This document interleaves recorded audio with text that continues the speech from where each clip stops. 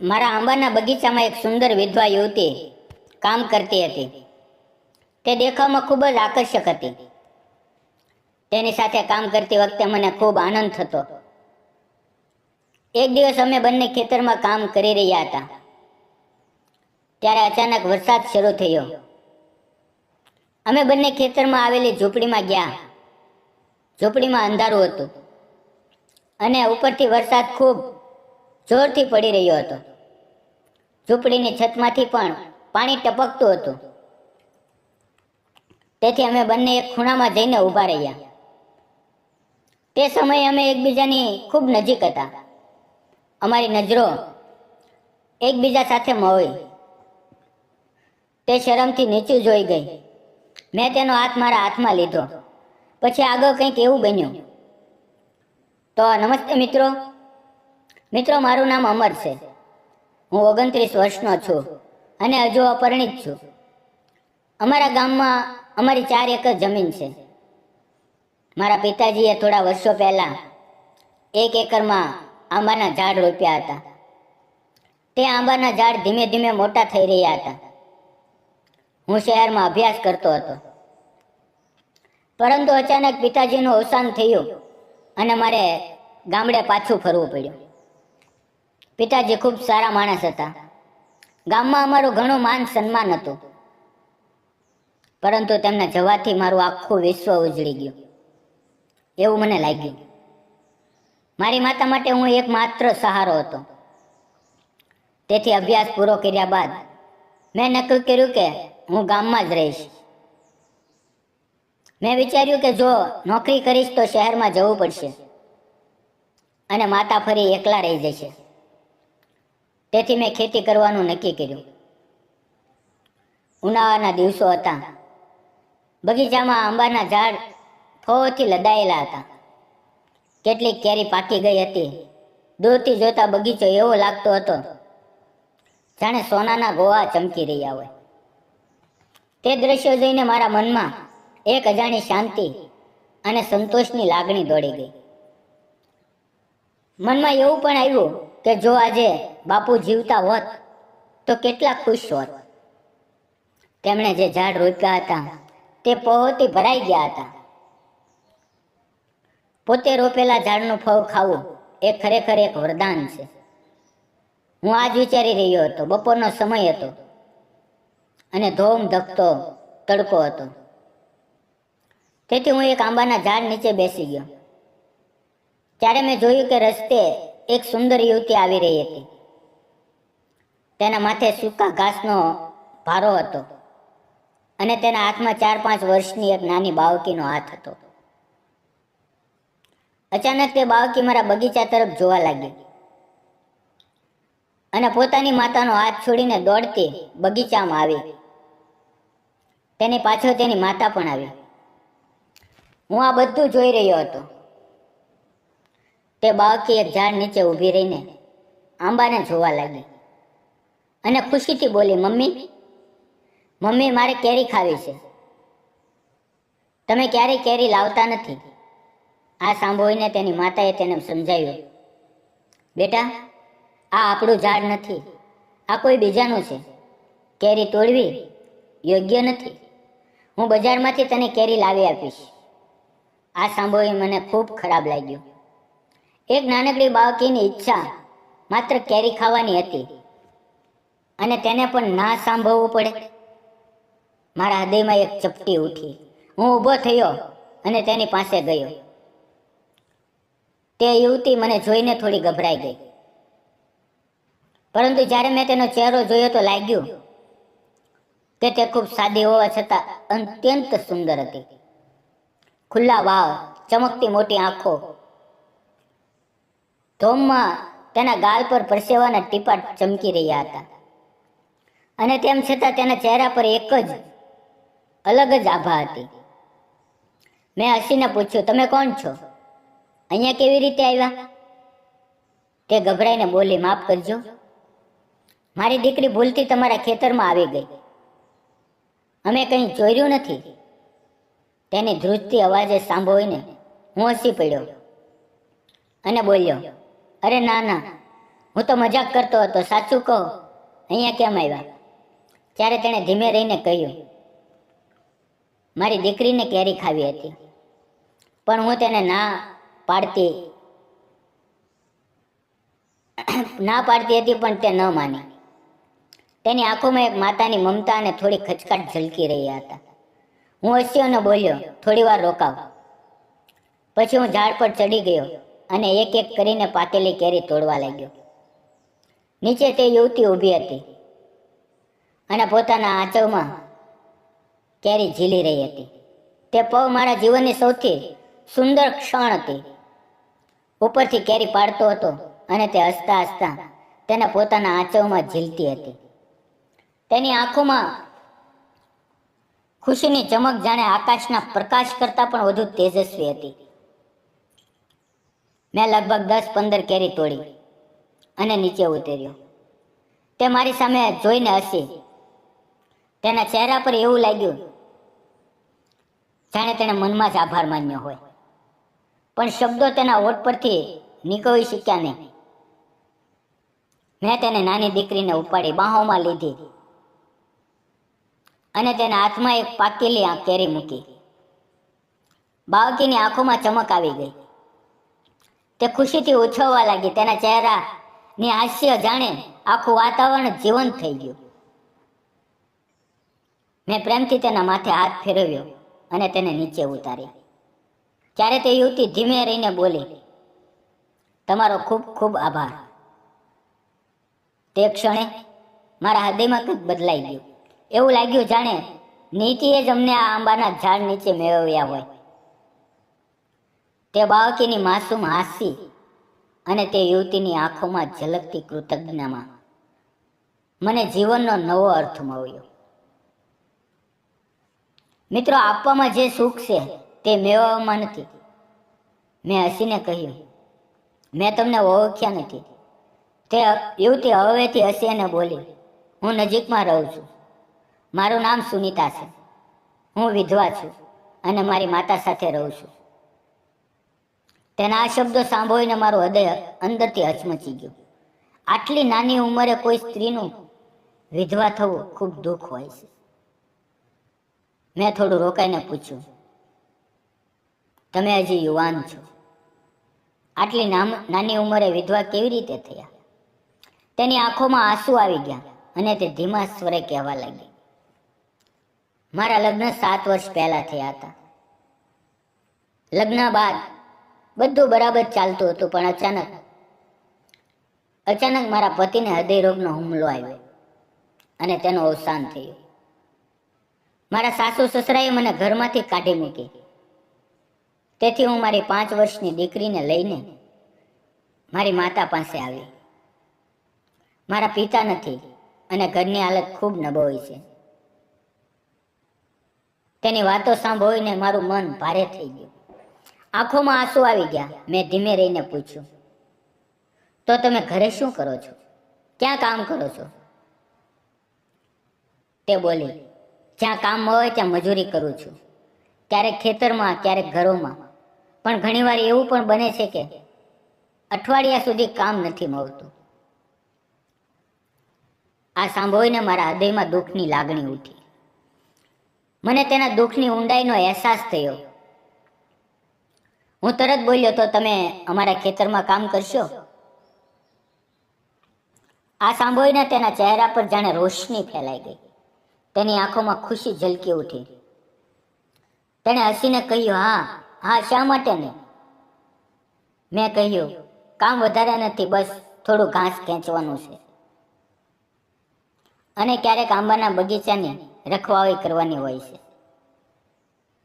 તેણે ઉત્સાહથી કહ્યું, ઠીક છે. હું હસીને બોલ્યો, અને હા, તમને રોજ કામ મળશે, કારણ કે તમને બેસી રહેવાની આદત નથી. આ સાંભળીને તે હસી અને માથું હલાવીને હા પાડી. મેં કહ્યું, કાલથી કામે આવી જજો. તેણે પોતાના આંચળમાં કેરી ભેગી કરી પોતાની દીકરીનો હાથ પકડ્યો અને જવા લાગી. પણ જતા જતા તેણે અચાનક પાછું વળીને એક પ્યારી સ્માઇલ મારી તરફ ફેંકી અને નજીક આવીને બોલી, માફ કરજો, પણ મેં તમારું નામ પૂછ્યું જ નથી. મેં હાથ આગળ કર્યો અને કહ્યું, મારું નામ અમર છે. તેણે પોતાનો નાજુક હાથ મારા હાથમાં મૂક્યો. તે નરમ સ્પર્શે જાણે મારા હૃદયને સ્પર્શી લીધું. મારામાં એક અજાણી ગરમાહટ ગળી ગઈ. પછી તેણે હાથ છોડ્યો અને ચાલી ગઈ. પછી હું ત્યાં ઊભો રહીને તેની જતી આકૃતિને જોતો રહ્યો. તેના આંચવમાં કેરીઓ, માથે ઘાસનો ભારો અને હાથમાં પોતાની નાની દીકરીનો હાથ. તે દ્રશ્ય જાણે મારા હૃદયમાં હંમેશા માટે અંકિત થઈ ગયું. તે રાત્રે જ્યારે હું સૂવા માટે ગયો ત્યારે મારા મનમાં ફક્ત તેની જ છબી ઘૂમતી રહી. કેરી ઝીલતી વખતે તેનો ચહેરો, તેની શરમાતી સ્માઇલ, તેની આંખોમાં છુપાયેલું ઊંડું દુઃખ અને તેમ છતાં તેના ચમકતી આશાની કિરણ. આ બધા વિચારોમાં ન જાણે ક્યારે મારી આંખ લાગી ગઈ. બીજે દિવસે સવારે લગભગ 9:30 વાગ્યે સુનીતા ખેતરે આવી. હું તે સમયે કેરીના ઝાડને પાણી આપી રહ્યો હતો. મેં તેને ઘાસ કાપવાનું કહ્યું અને પૂછ્યું, તમારી દીકરી નથી આવી?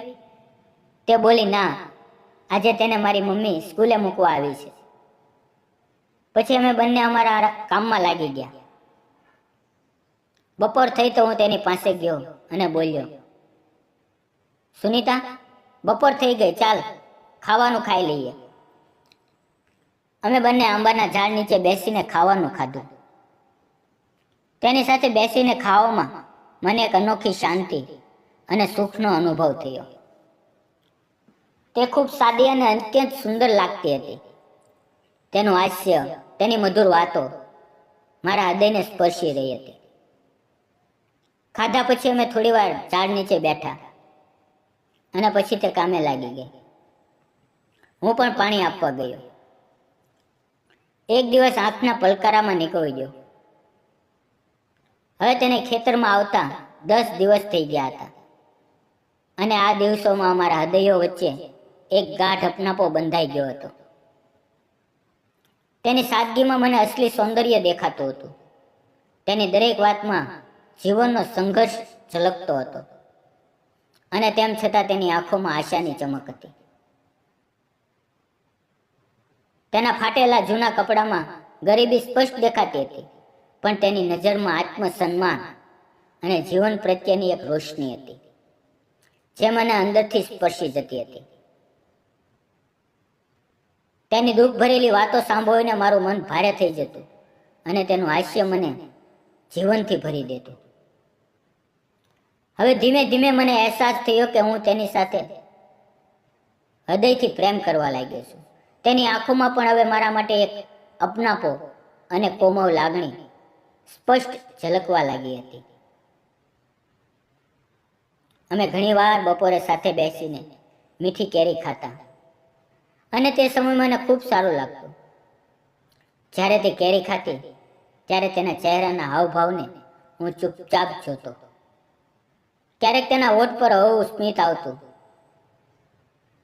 ક્યારેક તે આંખો બંધ કરીને રસનો સ્વાદ માણતી અને તેનો તે બાવ સમાન ચહેરો મને અંદરથી મોહી લેતો. ક્યારેક હું જાણી જોઈને ઝાડ પર ચડી જતો અને હસતા હસતા આંબો હલાવતો અને પછી તેની તરફ ફેંકતો. તે ઝડપથી પોતાની સાડીનો આંચો ફેલાવીને તે કેરી ઝીલી લેતી. જ્યારે હું તેના આંચવમાં ભરેલી કેરી જોતો ત્યારે મને એવું લાગતું કે હું મારું આખું જીવન તેના હાથમાં સોંપી દેવા માંગુ છું. આવા દિવસો પસાર થતા ગયા અને અમારો સંબંધ દિવસે ને દિવસે ગાઢ થતો ગયો. હવે તેને મારા ખેતરમાં કામ કરતા કરતા 1.5 મહિનો થઈ ગયો હતો અને આ 1.5 મહિનામાં હું અજાણતા તેની સાથે હૃદયથી પ્રેમ કરવા લાગ્યો હતો. આંબાની સિઝન લગભગ પૂરી થઈ ગઈ હતી. બસ થોડા જ કેરીના ઝાડ બચ્યા હતા ત્યારે વરસાદની ઋતુ શરૂ થઈ ગઈ. મારા ખેતરમાં એક જૂની ઝૂંપડી હતી. તે દિવસે સુનીતા ઘાસ કાપી રહી હતી અચાનક કાળા વાદળો છવાઈ ગયા, હવાનો વેગ વધ્યો અને મુશળધાર વરસાદ શરૂ થયો. તે વરસાદમાં ભીંજાઈ રહી હતી અને હું ઝાડ નીચે ઊભો રહીને તેને જોતો હતો. તેના વાળ સંપૂર્ણ ભીંજાઈ ગયા હતા. સાડી તેના શરીર સાથે ચોંટી ગઈ હતી. તેની દરેક હિલચાલમાં એક અજાણી મોહકતા હતી. મેં તેનું નામ લઈને બૂમ પાડી, સુનીતા, અહીંયા આવ. તે દોડતી મારી પાસે આવી અને અમે બંને ઝૂંપડીમાં ગયા. ઝૂંપડીની છતમાંથી પાણી ટપકતું હતું, તેથી અમે એક સૂકો ખૂણો શોધી રહ્યા હતા. અમે એટલા નજીક ઊભા હતા કે અમારા ખંભા એકબીજા સાથે અથડાતા હતા અને અમારા શ્વાસ પણ એકબીજા સાથે મોઈ રહ્યા હતા. વરસાદનો અવાજ, ઠંડી હવા અને તેની નજીક હોવું, આ બધું મોઈને મારા હૃદયના ધબકારા વધારી રહ્યું હતું. અમારી આંખો એકબીજાની આંખોમાં અટવાઈ ગઈ અને અજાણતા અમારા ચહેરા નજીક આવવા લાગ્યા. તે પળ મને અહેસાસ થયો કે હું તેની સાથે કેટલો પ્રેમ કરું છું. હું તેના ભીના વાવને હવેથી સહેલાવતો હતો અને પછી મેં તેની આંખોમાં જોઈને કહ્યું, સુનીતા, સુનીતા, હું તને ખરેખર ખૂબ પ્રેમ કરું છું. છેલ્લા 1.5 મહિનાથી હું તને ભૂલી શકતો નથી. ઘરે જાઓ તો પણ તારો ચહેરો મારી સામે રહે છે. હું ઈચ્છું છું કે તું મારા જીવનનો હિસ્સો બની જા, હંમેશા માટે મારી બની જા.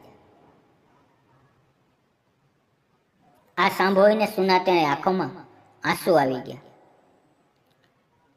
તે થોડી વાર ચૂપ રહીને પછી ધ્રુજતા અવાજે બોલી, અમર, અમર, હું જાણું છું કે તું સારો માણસ છે અને તારું હૃદય સાફ છે, પણ હું વિધવા છું. મારી એક દીકરી છે. શું તારા ઘરવાળા મને સ્વીકારશે? તેના અવાજમાં ડર અને દુઃખ બંને હતા. મેં તેના હાથ મારા હાથમાં લઈને કહ્યું, સુનીતા, તારે કોઈ ચિંતા કરવાની જરૂર નથી. હું મારી મા સાથે વાત કરીશ. મારી મા ખૂબ મોટા દિલવાળી છે. તે તને જરૂર અપનાવશે. બસ તું મારા પર ભરોસો રાખ. આ સાંભળીને તેના ચહેરા પર હળવું સ્મિત આવ્યું, પણ તેની આંખોમાંથી આંસુની ધારા વહેવા લાગી. થોડી વારમાં વરસાદ થંભી ગયો અને અમે ઝૂંપડીમાંથી બહાર નીકળ્યા. મેં તેને ઘરે જવાનું કહ્યું અને તે પોતાની દીકરીની યાદોમાં ખોવાઈને ધીમે ધીમે ચાલી ગઈ. સાંજે હું ઘરે પહોંચ્યો અને માને બધું કહ્યું. મેં કહ્યું, માં, જે સુનીતા આપણા ખેતરમાં કામ કરે છે તે મને ખૂબ ગમે છે. હું તેની સાથે લગ્ન કરવા માંગુ છું. શું તમે મને પરવાનગી આપશો? માં થોડી વાર ચૂપ રહી અને પછી બોલી, અમર, જે છોકરી તને ગમે છે તેને ઘરે લઈ આવ. હું તેનો ચહેરો અને સ્વભાવ જોઈને નિર્ણય લઈશ. બીજે દિવસે હું સુનીતાના ઘરે ગયો અને તેને અને તેની નાની દીકરીને મારા ઘરે લઈ આવ્યો. માએ સુનીતાને જોઈ અને પહેલી નજરે જ તેને પસંદ કરી લીધી. માએ તેની દીકરીને ખોળામાં ઉપાડી, તેના વાળ પર હાથ ફેરવ્યો અને તેના ગાલ પર પ્રેમથી ચુંબન કર્યું. આ જોઈને સુનીતાની આંખોમાંથી ખુશીના આંસુ ઝરવા લાગ્યા. માએ તેના આંસુ લૂછ્યા અને તેને પોતાના બાળકની જેમ ગળે લગાવી. થોડા દિવસો પછી અમારા લગ્ન નક્કી થયા અને ગામના લોકોની હાજરીમાં અમે એકબીજાના ગળામાં હાર પહેરાવીને 7 ફેરા લઈને અમારું જીવન એક કર્યું. લગ્નના દિવસે સુનીતાના ચહેરા પર પહેલી વાર શાંતિભરી સ્માઇલ હતી, જાણે તેના જીવનનું દુઃખ હવે મટી ગયું હોય. આજે હું અને સુનીતા બંને ખેતરમાં કામ કરીએ છીએ, ઘર સંભાળીએ છીએ અને માનો સહારો બની રહીએ છીએ. મારા પિતાજીએ જે આંબાનો બગીચો રોપ્યો હતો તેને અમે ખૂબ પ્રેમથી સંભાળીએ છીએ. દરેક ઝાડમાં અમને પિતાજીની યાદ આવે છે. મિત્રો, મારી અને સુનીતાની આ પ્રેમ કથા તમને કેવી લાગી? અમે જે કર્યું તે યોગ્ય હતું? તમારા વિચારો કોમેન્ટમાં જરૂર જણાવજો. મિત્રો, સાચો પ્રેમ ક્યારે રૂપ, પૈસા કે સમાજના મંતવ્યો પર નથી ટકતો. તે ફક્ત હૃદય અને માનવતાને જુએ છે. અમર જેમ પોતાના પિતાજીના સોંપેલા આંબાના બગીચાને સંવાર્યો, તેમ તેણે સુનીતાના જીવનને પણ પોતાના પ્રેમ અને મમતાથી નવું જીવન આપ્યું. તેણે તેની આંખોમાં છુપાયેલા દુઃખને પોતાના સ્નેહથી દૂર કર્યું. તેથી આપણે એ ન ભૂલવું જોઈએ કે ભલે કોઈ વિધવા હોય, ગરીબ હોય કે સંઘર્ષથી ભરેલું જીવન જીવતું હોય, માણસની અસલી કિંમત તેના હૃદયમાં હોય છે. અને જ્યારે બે હૃદયનો સચ્ચાઈ અને ઈમાનદારીથી મળે છે, ત્યારે જ અસલી જીવન શરૂ થાય છે. જો તમને આ કહાની ગમી હોય તો લાઈક, શેર અને સબસ્ક્રાઇબ જરૂર કરજો. મિત્રો, વિડીયોમાં આવેલા નામ, પાત્ર અને ઘટના ફક્ત કાલ્પનિક છે. તેનો કોઈ પણ વ્યક્તિ, જાતિ કે ધર્મ સાથે સંબંધ નથી. આ વિડીયો ફક્ત મનોરંજન અને શૈક્ષણિક ઉદ્દેશથી બનાવવામાં આવ્યો છે. તેને અન્યથા ન જોશો. ફરી મળીએ આવતીકાલે મિત્રો. ત્યાં સુધી તમારું ધ્યાન રાખો. વિડીયો પૂરો જોવા બદલ આપ સૌ મિત્રોનો દિલથી ધન્યવાદ મિત્રો.